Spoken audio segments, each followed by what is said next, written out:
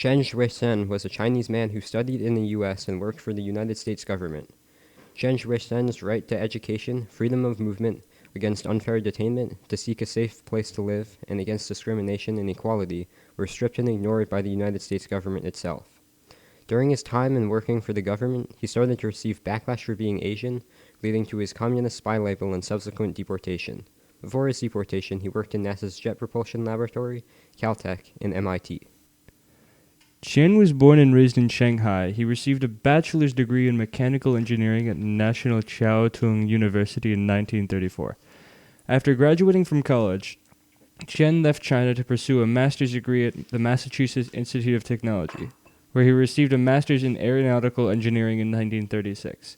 In 1943, Qian and two other members of their rocketry group developed the Jet Propulsion Laboratory.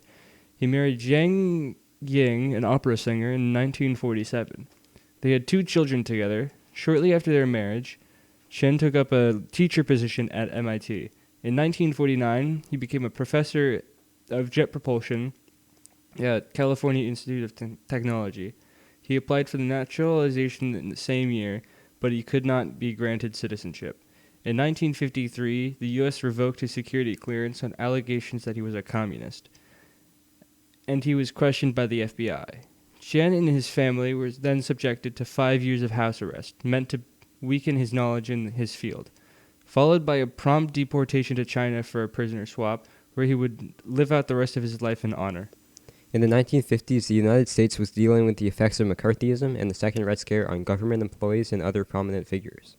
Many people were put under scrutiny despite questionable evidence, and Qian Xuesen was one of them. In 1950, the United States government decreed that Qian was a threat to national security for his supposed ties to the Chinese Communist Party and placed him under monitored house arrest for the following 5 years. There is believed to be aspects of racism in the sentencing as well, for Qian was Chinese, born in China. The reason for his detainment was to keep him isolated from the world of science and its further development of rocketry, so he couldn't spread these ideas to China, although there is no evidence of the latter part. This plan evidently did not work, as Qian wrote his book Engineering Cybernetics in 1954 during his monitored house arrest. His book described mathematical and engineering ideas and principles used at the time, and he relied on his extensive knowledge of the field. In August of 1955, Qian's house arrest was officially lifted, and he was instructed to leave the U.S. permanently for China, where he would have a successful career in the aerospace industry. In 1947, President Harry Truman signed an executive order that required all federal employees to be screened for loyalty.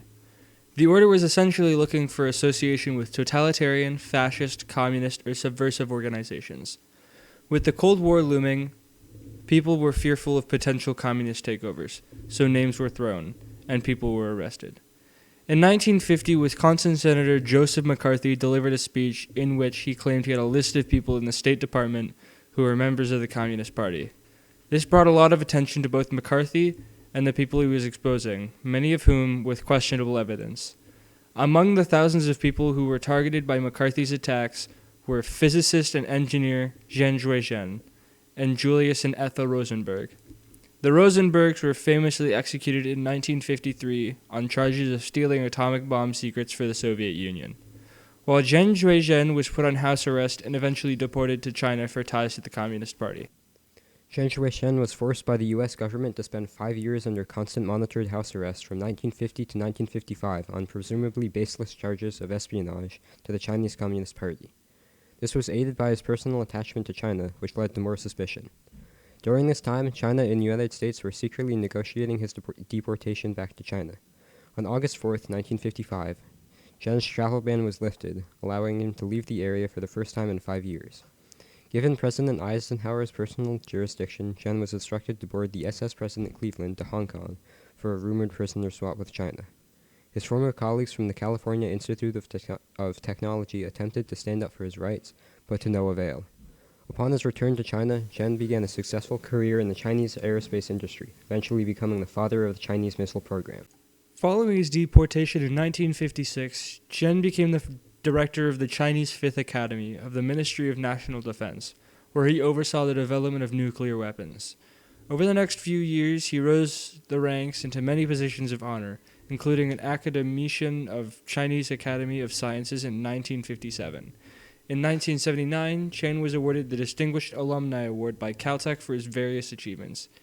He worked in the sciences up until his retirement in 1991 in Beijing. In 2008, he was named the Aviation Week and Space Technology Person of the Year, and in that same year, named one of the 11 most inspiring people in China by China Central Television. Qian Xuesen died at the age of 97 on October 31st, 2009, from lung illness. His legacy continues to be discussed across the world. After his retirement, Qian began to be widely recognized as a hero to the Chinese people in what was called Qian Xuesen fever, which is described as a propaganda campaign by the Chinese government meant to commend and eulogize his life. The people of China viewed him as a model, as inspiration, and he was called the People's Scientist and National Hero, among other names of praise.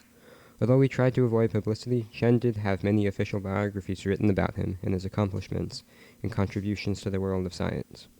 Many of these biographies paint him as an extremely talented individual but highlight nationalism to China and an allegiance to the Communist Party. Even after his death in 2009, Qian continues to be viewed as an inspiring figure across the world who is welcomed into a new life after his rights were stripped from him. The case of Qian Xuesen is a prime example of how people living in the United States are subject to injustices.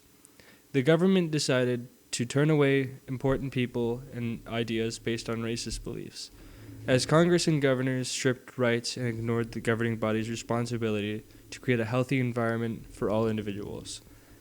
As this country has grown, it has learned from the past, but also sometimes repeated it. It is important for this country to recognize how these events transpired so it can grow and finally create a place for truly everyone.